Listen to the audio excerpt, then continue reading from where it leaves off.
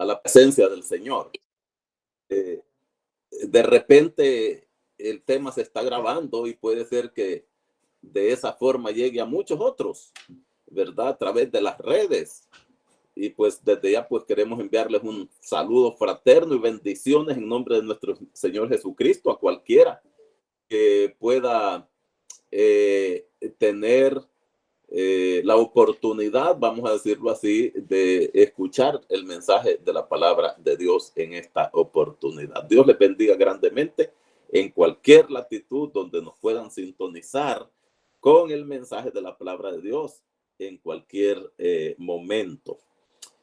Como dijimos anoche, el título de nuestro tema para hoy es Daniel capítulo 12, dijimos, y el gran tiempo de angustia. Daniel capítulo 12 y el gran tiempo de angustia. ¿Ustedes recuerdan algo de lo que estuvimos anoche estudiando?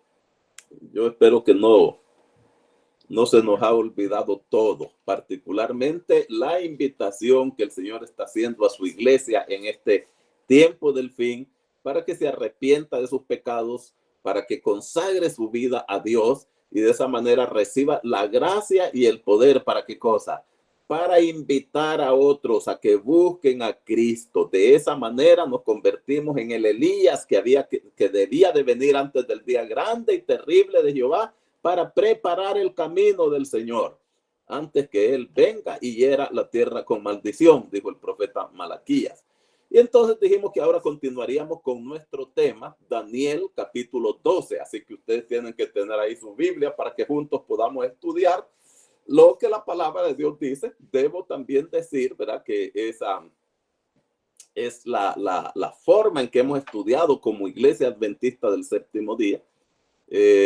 Daniel capítulo 12, esas profecías allí.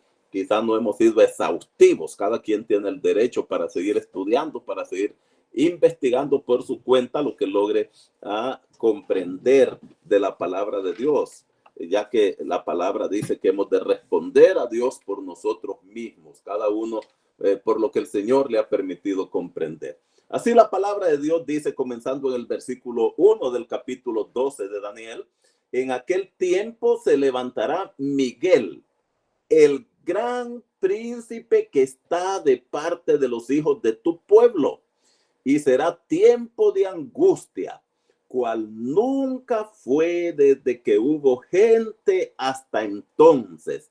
Pero en aquel tiempo será libertado tu pueblo, todos los que se hallen escritos en el libro. Vamos a leer ese primer versículo. Si analizamos los versículos anteriores del capítulo 11 de Daniel y también los versículos posteriores en el capítulo número 12, ya nos vamos a dar cuenta de qué tiempo está hablando el Señor aquí a través de su siervo, el profeta Daniel. En un tiempo cuando se le dijo a Daniel, sella las palabras, cierra el libro, porque estas cosas que se te están mostrando deben de estar selladas. ¿Hasta qué tiempo dijo? Hasta el tiempo del fin. Así que estamos hablando aquí de dos aspectos que la teología considera, número uno, como la profecía, y número dos, la escatología. No son lo mismo, porque la profecía tiene algunos aspectos que ya se pudieron haber cumplido y que la historia confirma que ya están cumplidos. Y la escatología tiene que ver con eventos que todavía están en el futuro. Eventos, parte de esas profecías que todavía no se han cumplido. Entonces se convierten, por lo tanto, en eventos escatológicos, que significa que son eventos relacionados con el pronto regreso de Cristo Jesús en gloria, que todavía están en el futuro, que no han tenido cumplimiento. Entonces estamos hablando propiamente de los acontecimientos del tiempo del fin. La Biblia dice, como ya vamos a ver en algunos detalles, que es que en este tiempo del fin van a suceder algunas cosas interesantes, amados. Van a suceder algunas cosas del todo importantes en este tiempo Miguel, el gran príncipe. Debemos de dejar claro nosotros aquí, por otros textos de la Escritura y por lo que aquí inmediatamente el contexto dice, se levantará Miguel, el gran príncipe que está de parte de los hijos de tu pueblo. El gran príncipe. No hay otro gran príncipe aquí más grande que Miguel. Y cuando nosotros nos vamos al Apocalipsis, particularmente en la parte de los sellos, capítulo 6 allá en adelante, nos damos cuenta nosotros que ese Miguel está montado en un caballo blanco. Tiene una corona del vencedor. Ha salido venciendo y para vencer. En otras palabras, aquí se trata nada más ni nada menos el gran príncipe de los ejércitos de Jehová, el gran guerrero, que Apocalipsis capítulo 17 dice que se trata nada más y nada menos que el gran rey de reyes y el señor de qué cosa, amados, y el señor de señores. Lo podemos considerar también en algún otro momento como el cordero, el más mansito de todos los animalitos allí. Pero cuando se pone en pie Miguel y le toca estar de parte de los hijos de tu pueblo, cuando se pone en pie Miguel y le toca estar de parte de su remanente escogido, es porque está presto para ejercer defensa en favor de su pueblo. Y la defensa es porque dice Daniel capítulo 12 que será un tiempo de angustia, amados, como nunca lo hubo. Y qué bueno que de estas profecías que Dios dictó a Daniel, Jesús hizo referencia en el capítulo 24 de su sermón escatológico o de su sermón profético, San Mateo capítulo 24. Él menciona en uno de sus versículos, como dijo el profeta Daniel, hablando del gran tiempo de apostasía o hablando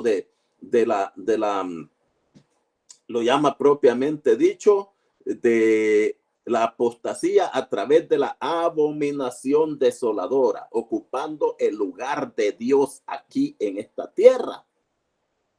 Como dijo el profeta Daniel, dice el Señor Jesús, él validó la tesis. Si él hubiera estado en contra de estas profecías o de una parte de Daniel, hubiera dicho, no, pues en parte estuvo acertado Daniel, pero en parte no lo estuvo. Pero él sencillamente dice así mismito, como lo dijo el profeta Daniel. Y el que puede entender, el que puede leer, entonces que entienda. Así que tenemos aquí al príncipe de los ejércitos de Jehová, aquel mismo que en una sola noche descendió al campamento de los egipcios, de los asirios, cuando Sennacherib estaba a punto de invadir a Judá, bajo el mando de Ezequías, y Ezequías oró, dice, y mientras Ezequías oraba, entonces el Señor le dijo, no te preocupes, porque ha blasfemado mi nombre, todas las cosas que ha dicho contra mí, es que las ha dicho, no contra ti.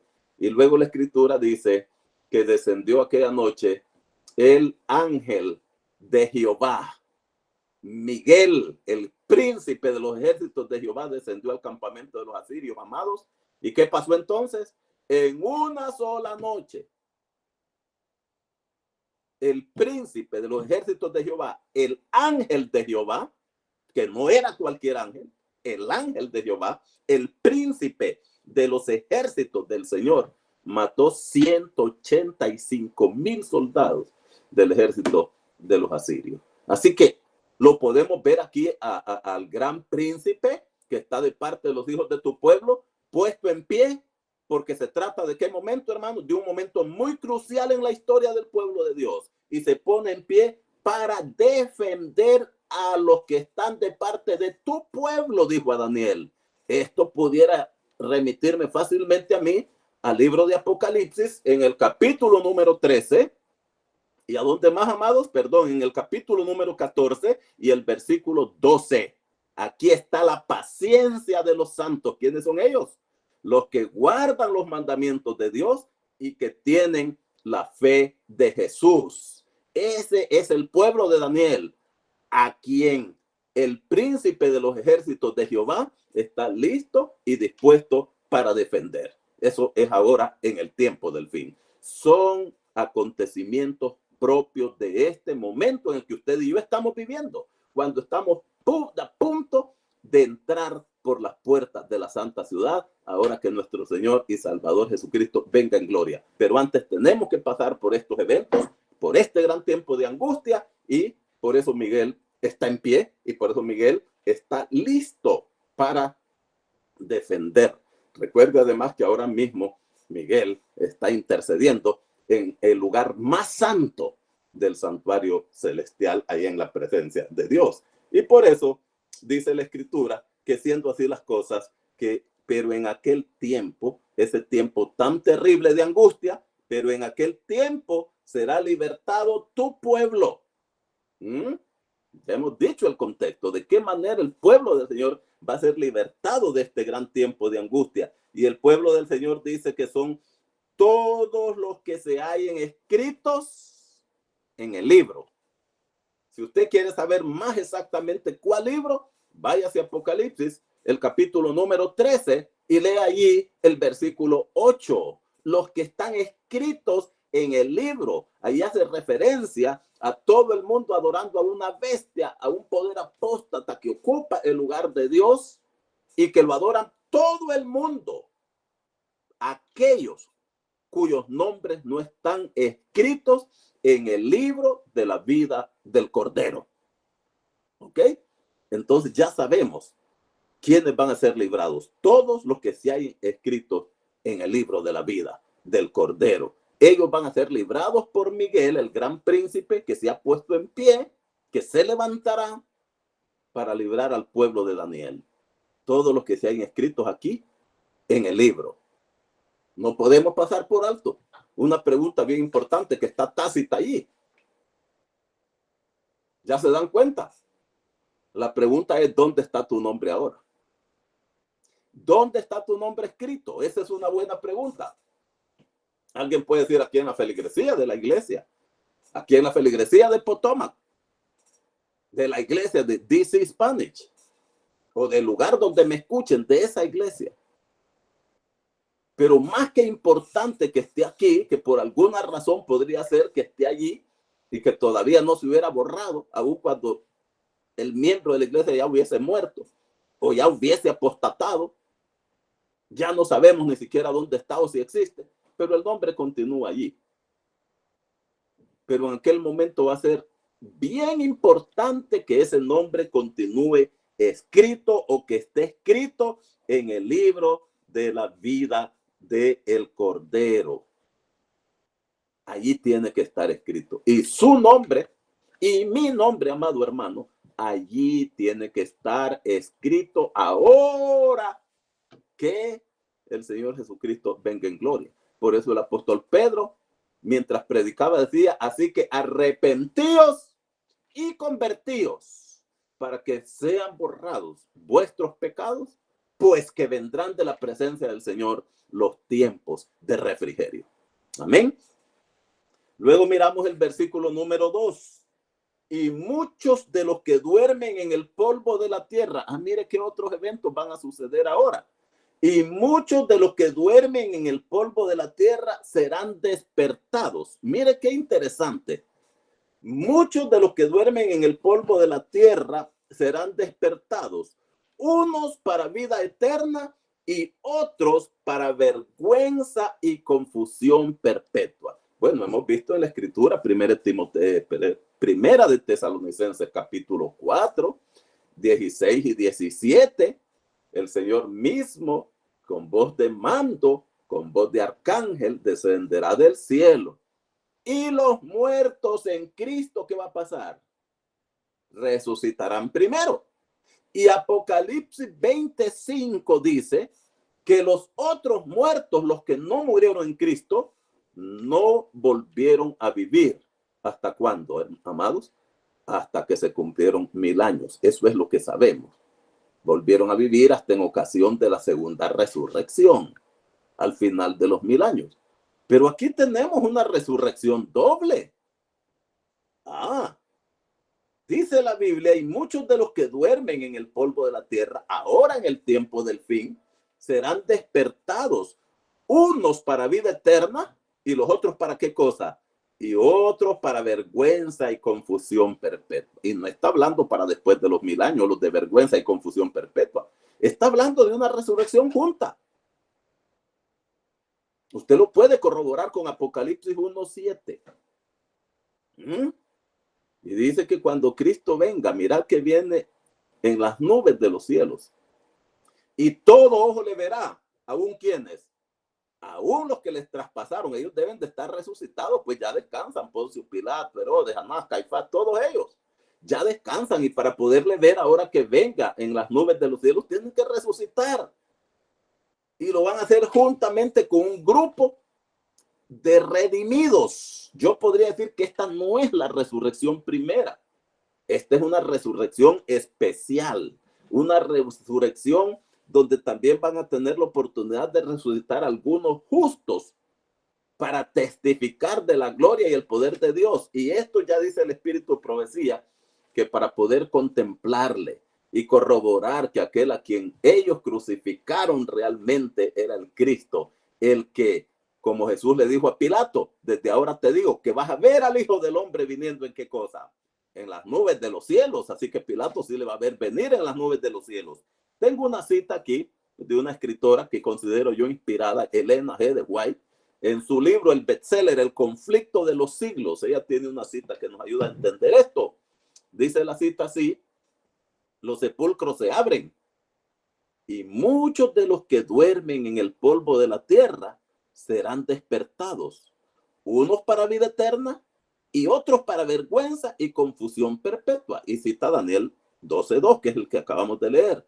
Y luego añade: todos los que murieron en la fe del mensaje del tercer ángel salen glorificados de la tumba para oír el pacto de paz que Dios hace con los que guardaron su ley.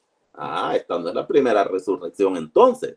Y luego dice la cita: los que le traspasaron, y cita Apocalipsis 1:7, los que se mofaron y se rieron de la agonía de Cristo y los enemigos más acérrimos de su verdad y de su pueblo, son resucitados para mirarle en su gloria y para ver el honor con que serán recompensados los fieles y obedientes. El conflicto de los siglos, en esta cita sería el conflicto inminente, que es el mismo conflicto de los siglos, página 96 y el párrafo 1.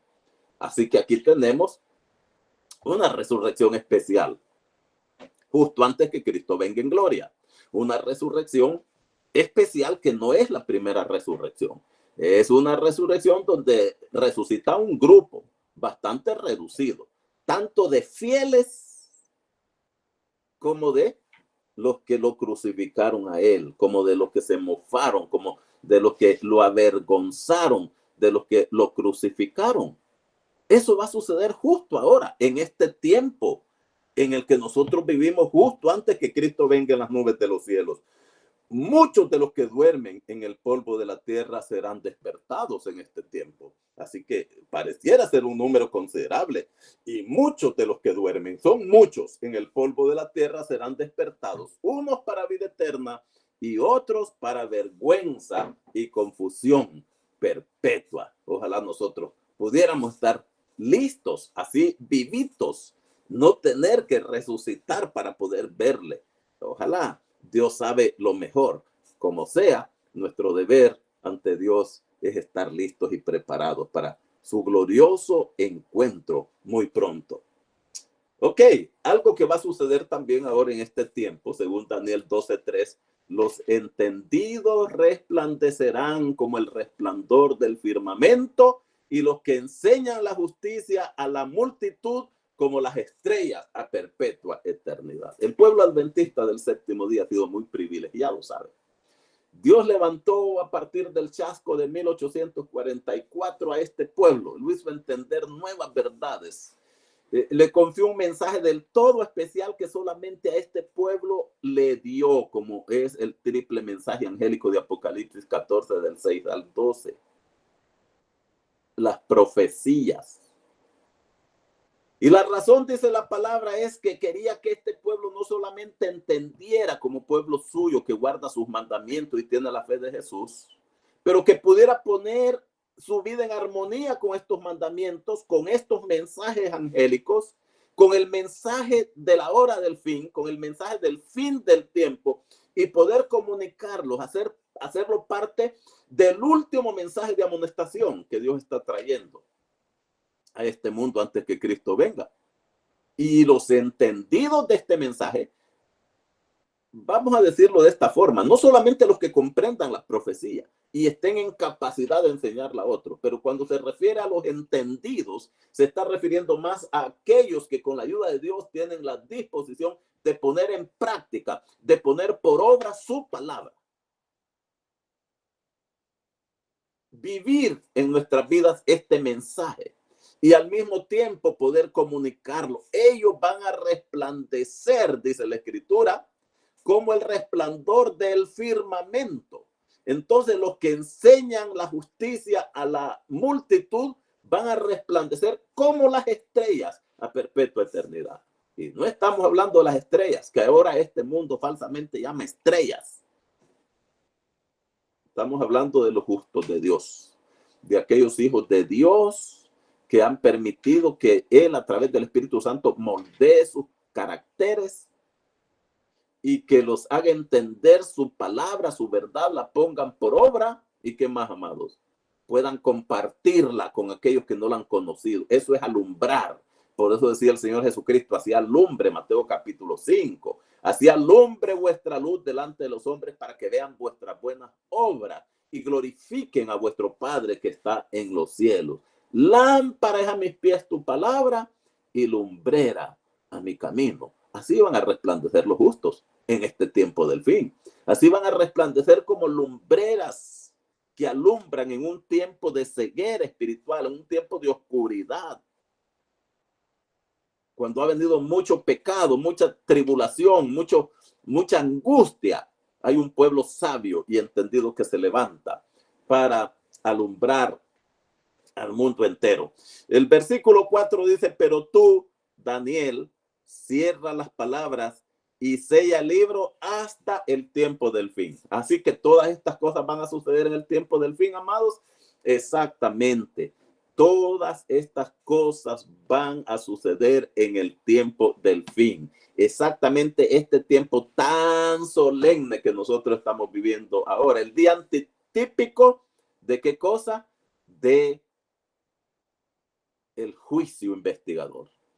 Cuando Cristo Jesús intercede en el lugar más santo, ahora que la gracia todavía, el tiempo de gracia no se ha terminado, estas cosas tendrán lugar.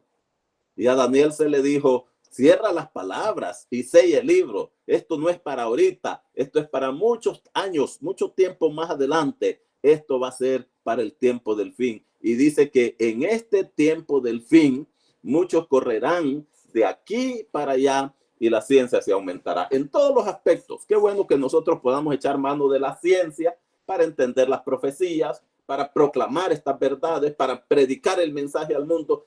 Hacemos uso de la tecnología. Mire cómo lo estamos disfrutando ahorita. Pero también la ciencia se va a aumentar en muchos otros aspectos para traer también perdición y aumentar también la maldad. Ojalá nosotros podamos siempre concentrarnos, echar mano, hacer uso de la ciencia para comprender mejor la palabra de Dios, para poder compartir de una forma más fácil y más abarcante la palabra de Dios en este tiempo, cuando estamos tan bendecidos, veámoslo desde el punto de vista de la bendición, de una tecnología tan avanzada como la ciencia ha avanzado en diferentes aspectos. Entonces eso pues evita en cierta medida que tengamos nosotros excusa también como para decir por qué no hemos podido nosotros comprender o compartir la palabra de Dios aún con aquellas partes más recónditas, más remotas del globo terráqueo, a donde sí podemos llegar ahora por medio de las redes sociales, por medio de las ondas de radio, por medio de las ondas de la televisión. Podemos nosotros, y en esto la ciencia también tenemos que reconocer que en su aumento ha sido una bendición para la iglesia. Hay unas partes bien importantes aquí. En el versículo 5, Daniel dice que él estuvo mirando, pero aunque estaban otros dos que estaban ahí en pie, el uno a este lado del río y el otro al otro lado del río, él tuvo que preguntar porque él no entendía. Y dijo a uno, al varón vestido de lino, que estaba sobre las aguas del río, ¿cuándo será el fin de estas maravillas? Ahí realmente el gran interesado en saber estas cosas, pues definitivamente es el mismo profeta Daniel y podernoslas compartir. Y oyó, dice el versículo 7, al varón vestido de lino que estaba sobre las aguas del río, el cual alzó su diestra y su siniestra al cielo y juró por el que vive por los siglos de los siglos, que será por tiempo y tiempos y la mitad de un tiempo.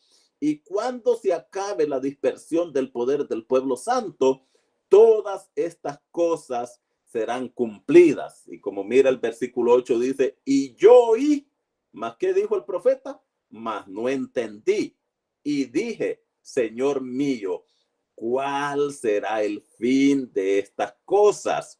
Y él respondió, anda Daniel otra vez, lo mismo que antes se le dijo, pues estas palabras están cerradas y están selladas ¿hasta qué tiempo, amados? Hasta el mismo tiempo del fin. Eso fue lo que se le dijo a Daniel. Pero para mí es bien interesante lo que sigue sucediendo ahora. En este tiempo, muchos serán limpios en este tiempo del fin.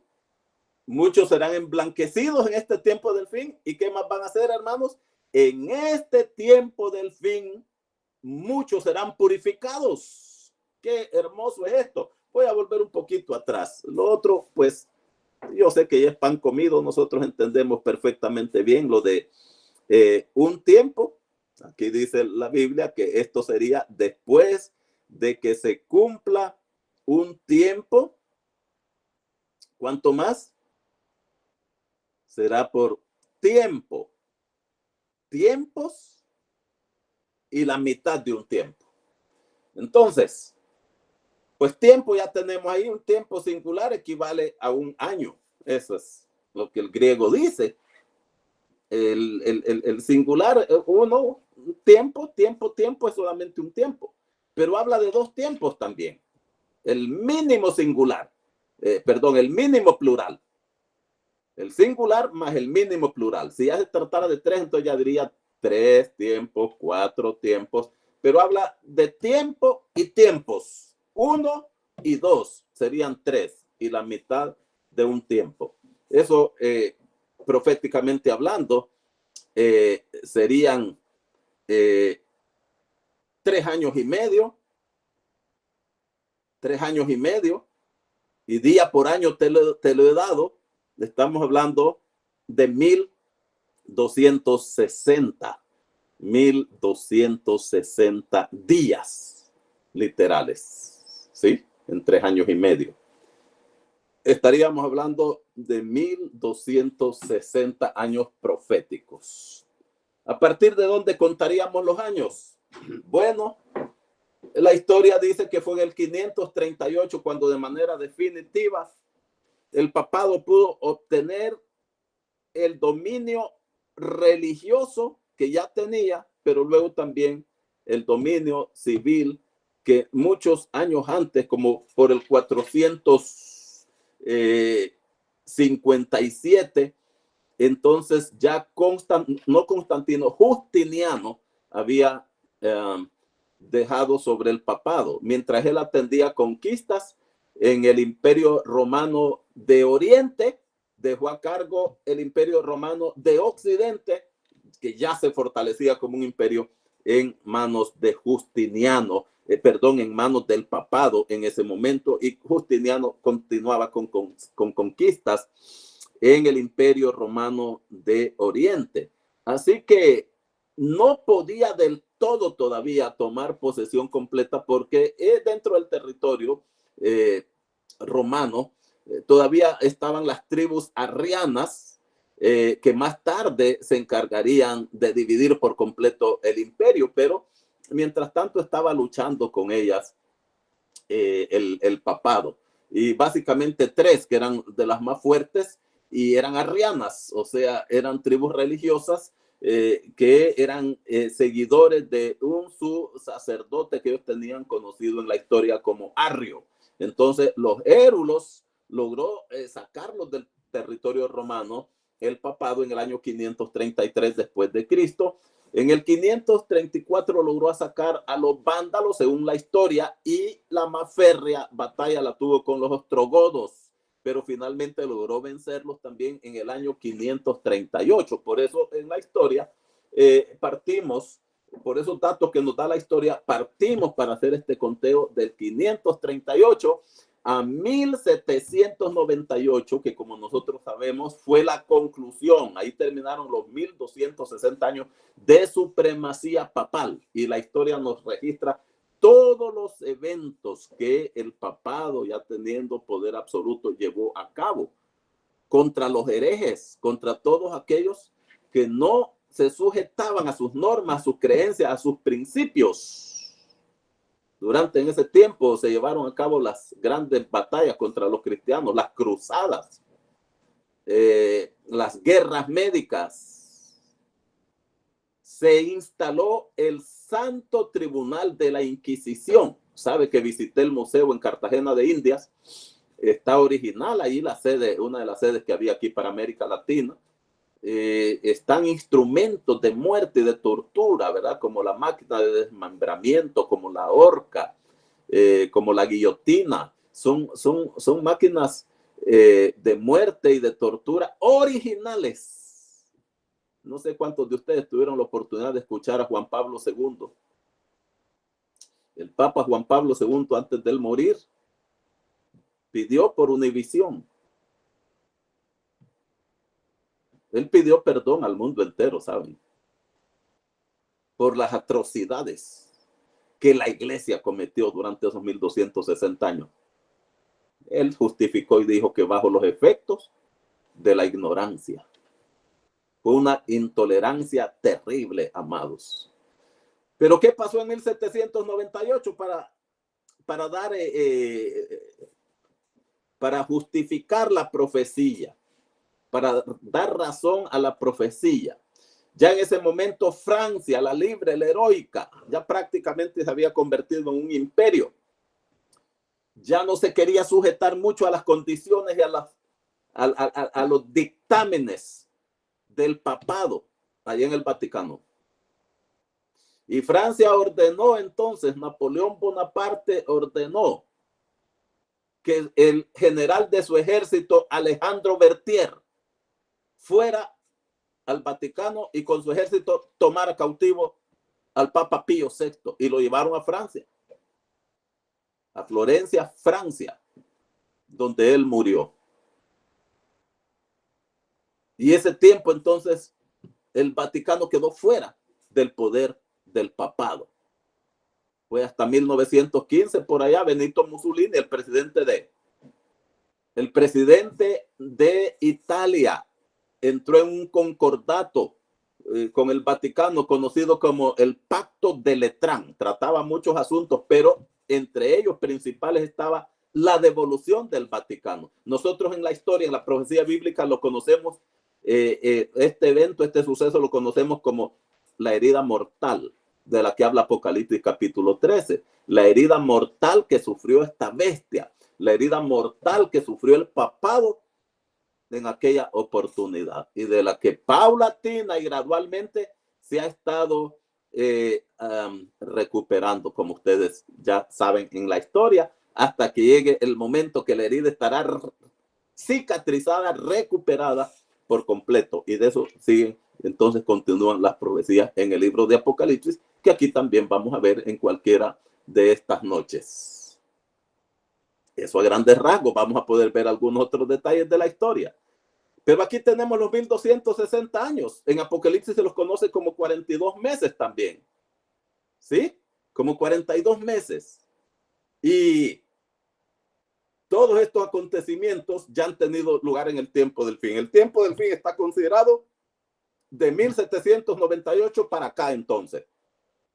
El tiempo del fin, o sea, el fin de los 1260 años. ¿Ok? Ahí entonces podemos cerrar en la historia con esta parte de la profecía, que todo eso se le dijo al profeta Daniel que sucedería una vez cumplidos este tiempos y la mitad del tiempo. Y cuando se acabe la dispersión del poder del pueblo santo, todas estas cosas serán cumplidas. Eso fue lo que el ángel le dijo a Daniel. Esta parte de la profecía entonces está cumplida, ¿verdad? Para ese periodo de tiempo. Y Daniel dice, pues yo no entendí, dije, Señor mío, ¿cuál será el fin de estas cosas? Y él respondió, anda Daniel, pues estas palabras están cerradas y están selladas hasta el tiempo del fin. Ya del tiempo del fin para acá, o sea, de 1798 para acá, entonces estas palabras, estas profecías, entonces ya pueden ser develadas, ya pueden estar cumplidas, ya nosotros podemos leer en la historia, en las enciclopedias de historia, en los atlas de historia, nosotros podemos leer de todos estos sucesos, de todos estos eventos. Ahora en el tiempo del fin, dice el versículo 10, muchos serán limpiados y emblanquecidos y purificados. ¿Cuándo dentro de la nación judía el pueblo de Dios era limpio? ¿Cuándo dentro de la nación judía el pueblo de Dios era emblanquecido? ¿Y cuándo era purificado, hermanos? En el gran día de la expiación. El día de Yom Kippur, Levítico capítulo 16 y otros textos en el Antiguo Testamento. Cuando el sumo sacerdote o el gran sacerdote entraba una vez al año, el día 10 del mes séptimo, para hacer purificación en el lugar santísimo por la contaminación que había adquirido mediante el servicio diario en el lugar santo por el sacerdote. Todo el pueblo venía para confesar sus pecados y todo el pueblo durante todo el año. Entonces, esta única vez del año, el día 10 del mes séptimo, eran purificados totalmente. Era un día de juicio donde el pueblo, los que habían venido a confesar sus pecados cada día del año con el sacerdote, ahora eran purificados por el sumo sacerdote, que entraba una sola vez al año, habiendo hecho purificación por sí mismo primero, entraba también para hacer purificación por el lugar santísimo y por el pueblo de Dios. Todos los que habían acudido en ese día quedaban limpios, quedaban emblanquecidos y quedaban purificados, quedaban sin culpa ante nuestro Dios. Ahora, amados, el gran sumo sacerdote, el sumo pontífice, está en el lugar santísimo, ahora en el día del juicio. A partir de que se dio el triple mensaje angélico de Apocalipsis 14:6. Temed a Dios y dadle gloria, porque la hora de su juicio, ¿qué pasa? Ha llegado. 1 Pedro 4:17. Es tiempo que el juicio comience por la casa de Dios.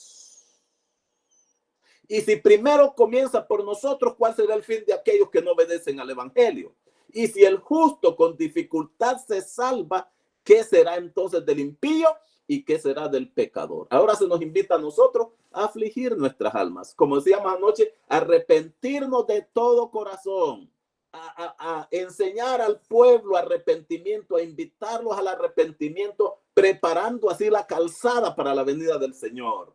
Preparando, amados, hacia un pueblo bien dispuesto para el pronto regreso de Cristo Jesús en gloria. Así que es en este tiempo, hermanos, justo en 1844 comenzó el juicio, cuando se creía que era que Cristo venía a esta tierra, no era que estaba pasando del lugar santo al lugar santísimo.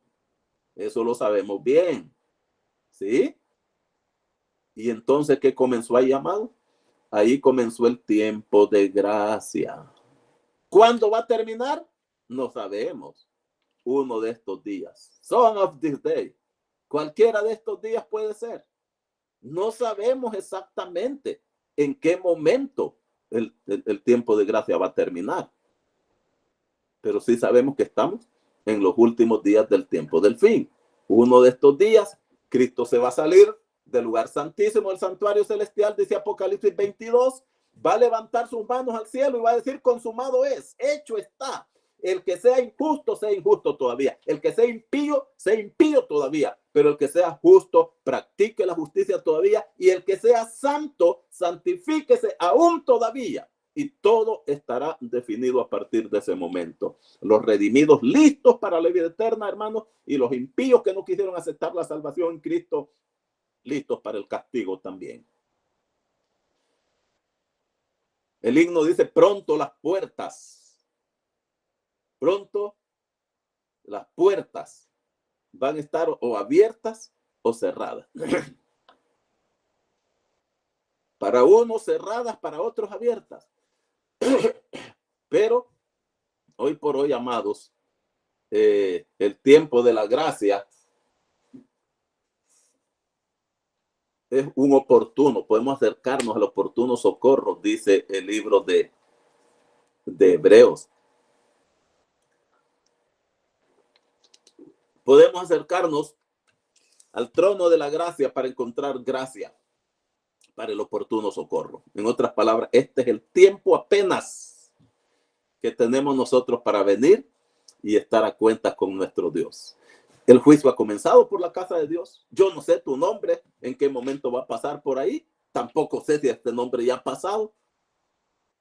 Pero es por esa misma razón que, como hacía el pueblo en el gran día de la expiación, nosotros tenemos que estar listos allí. Nosotros tenemos que estar preparados allí, hermanos, porque estamos viviendo en un tiempo muy solemne, cuando nuestro caso, el caso de cada uno de nosotros, quedará definido para la eternidad, para vida o para muerte. Cristo Jesús nos está invitando para que nosotros echemos mano de la vida, que nosotros, además de haberlo aceptado a Él como nuestro único y suficiente Salvador, que vivamos vidas correctas, vidas ejemplares delante de Dios. Oh Dios mío, decía él mismo cuando estaba en esta tierra, yo he venido para hacer tu voluntad.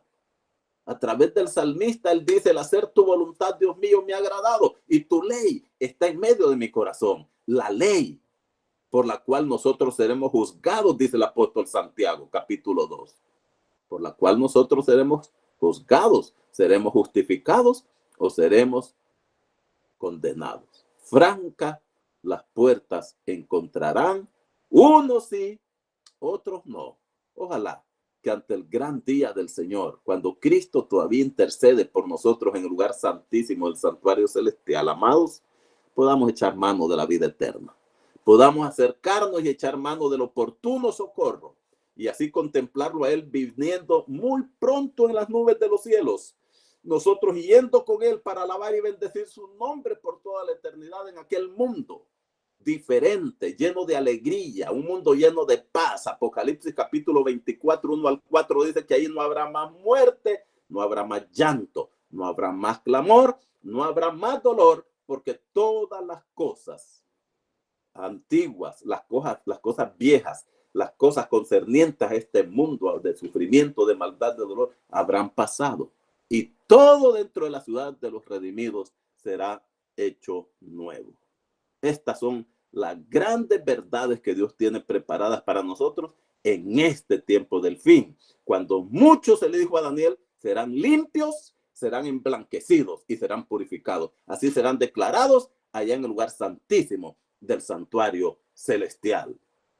La Biblia, sin embargo, dice, los impíos procederán impíamente y ninguno de los impíos entenderá, pero los entendidos comprenderán. Bendito sea Dios, que Él nos ha llamado a nosotros para estar dentro del grupo de los entendidos.